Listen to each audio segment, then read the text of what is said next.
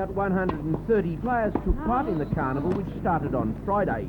In 20 divisions, including naturally men's singles and doubles, ladies singles and doubles, and mixed sections. Veteran tennis is proving to be very popular, with some of the big names of the past who retained that competitive urge. Local players got their share of the glory as the finals were decided this afternoon at the District Park courts. Newcastle's Loretta Fennell was pipped by Sydney-sider Bernice Riddle 7-5-7-6 in the 40s ladies division. Bernice then teamed with husband Bob to win the over 45 doubles. Former world veteran champion Bob McCarthy took the 60 trophy in singles and then teamed with Leo De Croo to take the over 60 doubles. Jim Gilchrist, the former state player, took the men's 65 singles title. 12 Australian veteran champions took part in the carnival.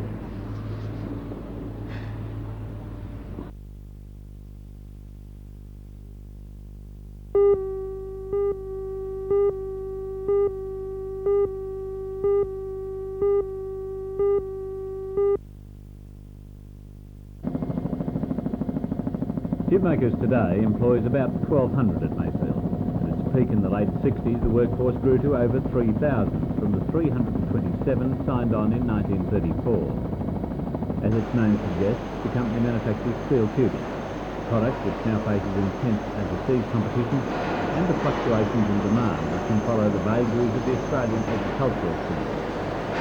BHP is Tubemaker's major shareholder, holding 49% of its shares, with the Japanese Sumitomo Metal next with about 20%. Back in 1934, when the factory was still surrounded by Chinese market gardens, the British company, Stewart & Lloyd's, was BHP's partner. A special display assembled at the factory reflects the changing nature of steel tube manufacturing. And perhaps is a reminder of just how long old technology was retained. One mill installed in 1934 was shut down only in 1982, after it had produced almost 2.5 million tonnes of pipe.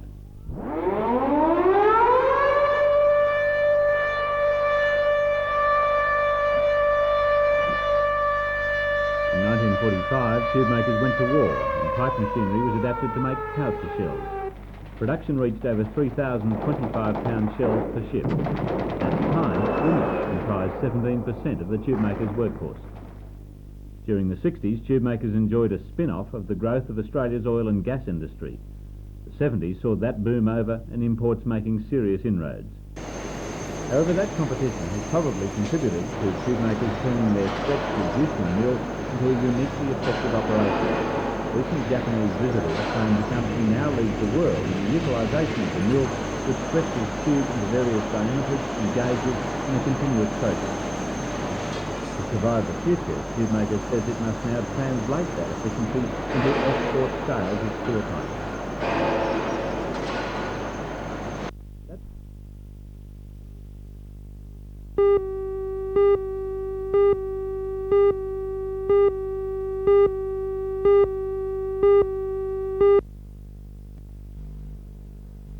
You wear a seatbelt. What about me? What about your child? Click, clack, front and back. The law now says that everyone in a car must wear their seatbelt, adults and children, front and back, to encourage or you increased face a seatbelt and child $50 fine. restraint usage. The reason for the campaign is simple. Of all car drivers killed on the roads last year, 30% were not wearing seatbelts, and of all passengers killed, 37% were not wearing Facing a seatbelts or some $50 kind fine is of a child pretty restraint. dumb reason for wearing Many your of these seatbelt. deaths, the government says, may not have Click, occurred if clack, seatbelts were used. front and back. As well as the media campaign, which runs for 6 months until March, the police force is also stepping up enforcement of the laws which make it compulsory to wear seatbelts. A survey conducted yesterday in Singleton, chosen as the representative country town in the Hunter, has shown that since the campaign began, the use of seatbelts has increased. While the increase in use hasn't been enormous, it suggests the click-clack campaign may be working. Survey's shown since the survey we did in July a small increase, not as much as what we would have liked. We have had an increase in restraint of children and also wearing a restraint in the back, but there again, it's not as good as what we'd like to have. From the results of your survey, would you say that the click-clack safety belt campaign has been a success so far? I'd say in Singleton, maybe not to the extent we'd like to see, but from the results from other country towns, yes, and from the results, the preliminary results from the Metropolitan Survey we're doing at the same time, it appears to be working down there as well.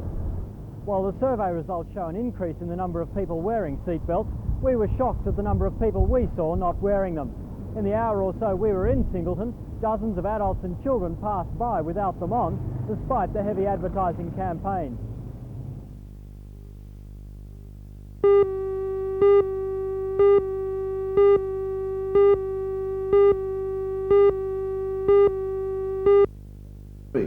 During his visit to Newcastle, the Premier Neville Wran was critical of the railway union, and landmark saying he's disgusted with the dispute. The aspect of the strike Mr Wran was angriest about was the ministerial interference and to coal parliamentary exports. colleagues, He ladies pointed and to the gentlemen, ships offshore, and although there are a number of reasons for the delay, it's different he says the because buyers, particularly the Japanese, would look at the strike as a major cause. now the very fact that there's something like 17 ships off Newcastle today, and the very fact that there will be no coal hauled by rail in the Hunter region, at least before Friday of this week, the second week of this demarcation dispute, is a blow, and a very severe blow, to every man, woman and child in this region.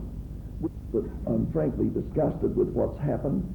It's happened despite a settlement between the SRA and the unions, and I believe that in the climate that's emerging, with such high unemployment in this region, with such high levels of youth unemployment in this region, what's happening is going to further damage the prospects of the unemployed, further damage the prospects of youth in this region, and will inevitably damage the prospects of those who are employed as well.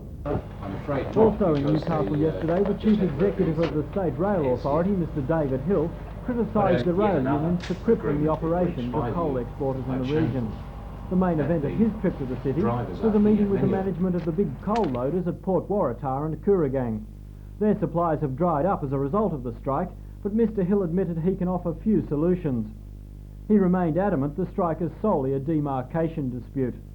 The SRA has already notified the Arbitration Commission of the dispute and is calling on the Commission to hear it as soon as possible. But while a settlement is being reached, the state is losing millions of dollars in revenue. Each day the port is losing $6 million in export revenue. For the SRA, the daily loss is $1 million.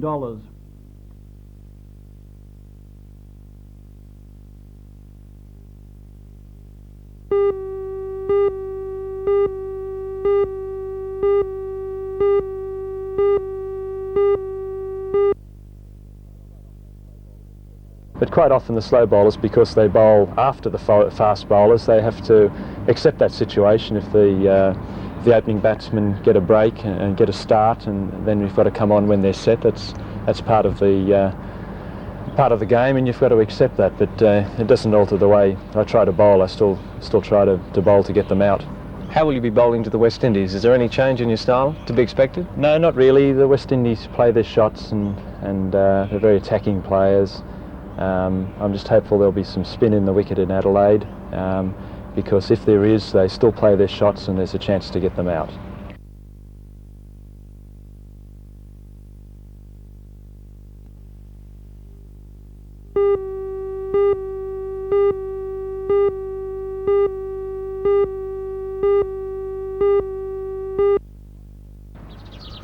The Catholic Education Office proposal to extend St Francis Xavier College in Hamilton has been plagued with obstacles.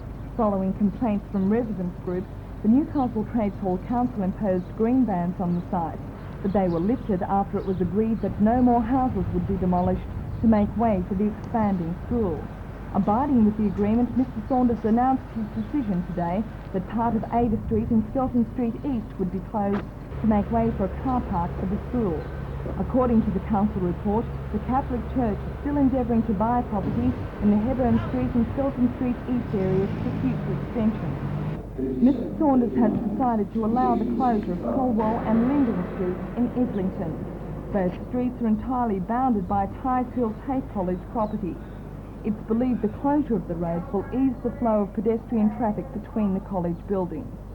The administrator has also approved the construction of a senior citizen centre on the intersection of Kerr and Hanbury Street at Maitland Road, Mayfield. The Federal Minister for Social Security, Mr Don Grimes, says the government will subsidise the project with a grant of $247,000 and the council will pick up the remainder of the tab of $108,000. The site of the Senior Citizen Centre is seen as ideal because of its proximity to shops, the library and public transport.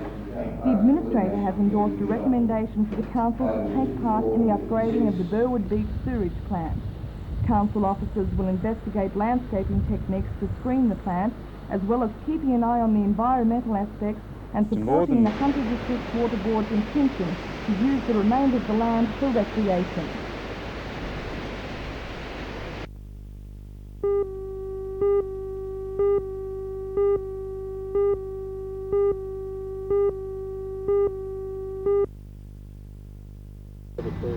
Since 1944, the hospital has been training and turning out 2 lots of nurses a year from the Nurse Training School. Last night at Christchurch Cathedral, the nursing fraternity honoured more than 60 nurses who are the latest to graduate from the school. The graduates have just completed their 3 years training and come from all areas of nursing, from general nursing, midwifery, intensive care and renal nursing. The graduates included 5 men, one of them the first man to ever complete midwifery training.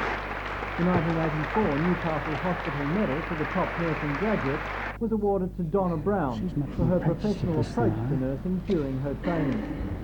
As the grand finale to the graduation, nursing staff from the hospital put on a pageant as a tribute to the nurses and the hospital's commitment to nurse training. With nurse training being phased out at the hospital from 1985, it was a timely tribute. And next year, nurses will undertake a formal education at the Newcastle College of Advanced Education instead of hospital training. The pageant traced the history of nurses' uniforms and their duties from day one of nursing at Royal Newcastle, back in 1872. After short presentations by each of the nurses, they grouped on stage with the nurse of the future, the college graduate, at the front. Thank you, ladies and gentlemen.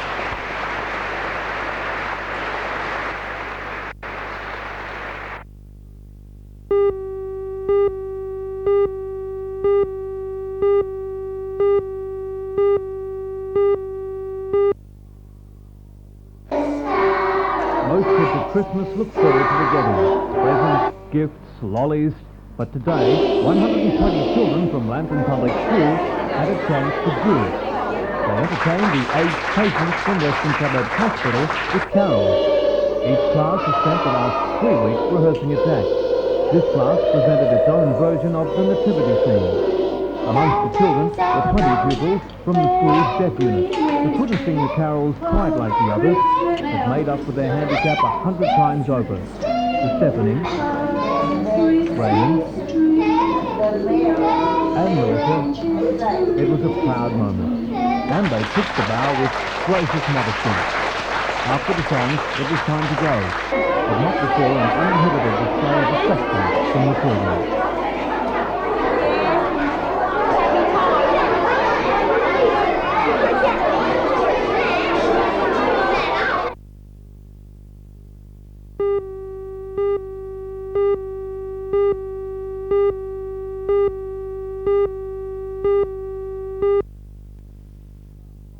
For pupils and staff alike, the annual speech night and prize presentation is the end of the school year.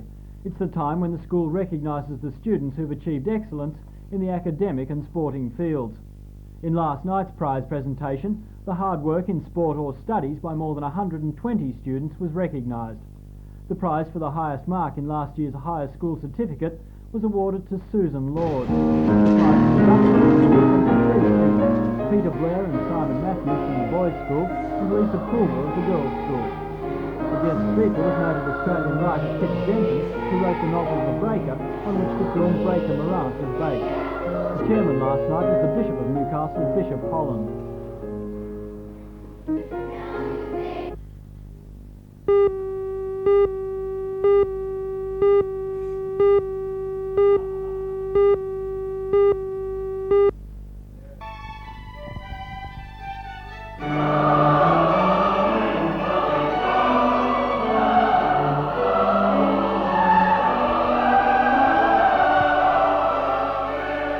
On Saturday night at the City Hall, the Newcastle City Choir will perform its third and final concert for the year, a performance of Handel's Messiah. The piece is traditionally played throughout the English-speaking world just before Christmas, and the Newcastle City Choir has been performing the Messiah around this time each year since the choir was formed nearly 30 years ago. Conducting the choir for the first time this Saturday night is the new musical director, Patricia White. She recently took over the baton from Ulrich Burstein. If you attend this weekend, here's a sample of what you can expect.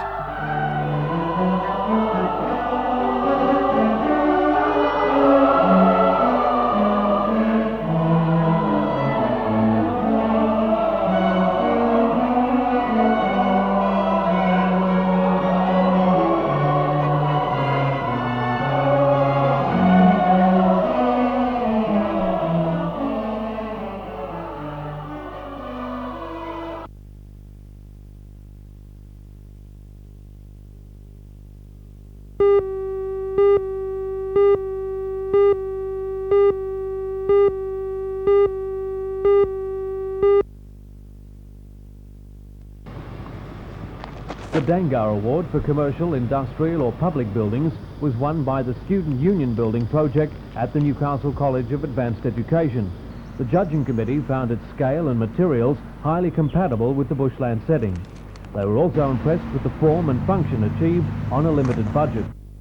The Charles Davis Award for the renovation or improvement of a building or townscape went to the Star Hotel redevelopment by Mr. Kurt Bacardi. The project was complimented on its public circulation spaces, internal courtyards and quality commercial frontages. The Heritage Award, which has been recently improved by the State Rail Authority. In awarding the prize, the judges highlighted the diverse style and periods of architecture and found that the station had been carefully rehabilitated to complement the heritage-rich West End.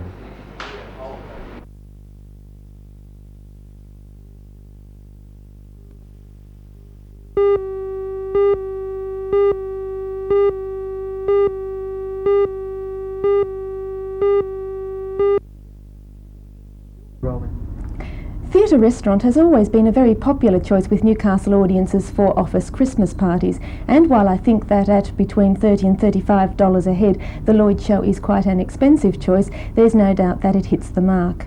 As well as a very acceptable three-course meal, patrons receive a two-part cabaret show that went down a treat.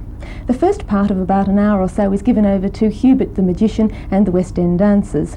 Hubert is quite a showman. I was sitting very close and I certainly couldn't see how he does it. And as well, he has a very engaging personality that went down very well with the party crowd.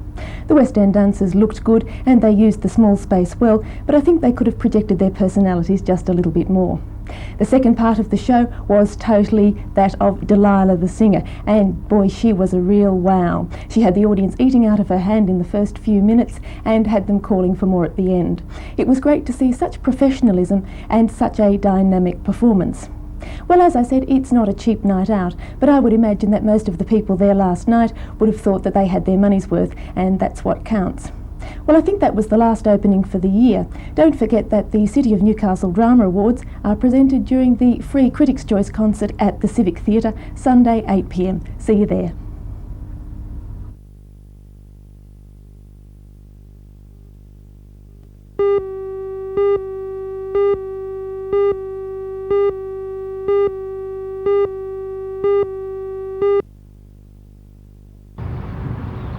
Schools from as far away as Dungog, Maitland and Curry took part in the 5-day competition. According to the organisers, the level of play was high, with the students showing that they're as capable as their older counterparts. In the final round, played at Warners Bay, it was a close finish, with Curry, Maitland and Swansea emerging with the chance. Curry and Maitland, the first and second teams, were beaten on the day, but despite this, Curry was far enough in front of their counterparts. Gary Cosmack, Congratulations, boys. I know, Gary, this is your last and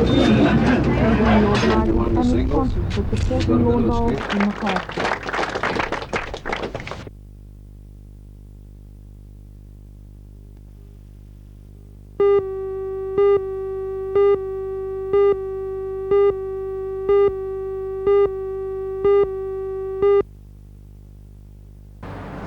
To the casual observer, the new roof at Hillcrest might seem like nothing more than a traditional tin variety, but its apparent simplicity belies the problems involved in putting it there. Michael Bryan not only had to make a watertight roof to modern standards, he also had to comply with the wishes of the Heritage Commission. It had to look as close as possible to the original, and that was constructed way back in the middle of last century. The Excellence in Roofing Awards were organised by the Metal Roofing and Cladding Association of New South Wales in conjunction with the State Plumbers, Gas Fitters and Drainers Board. Michael Bryan's award was made in the residential section. Well, there were days when we couldn't work because of the weather, windy days because we're so close to the ocean here. All the sheets had to be taken up by hand. There was no machinery. The whole roof is put on by hand. The only thing different, probably difference in the roofing construction from the old days, is that the roof is now in zinc aluminum. It's applies to the regulations for the Heritage Council, and I think the judges looked at all these things and took it into account that it was an award of excellence on its own merit.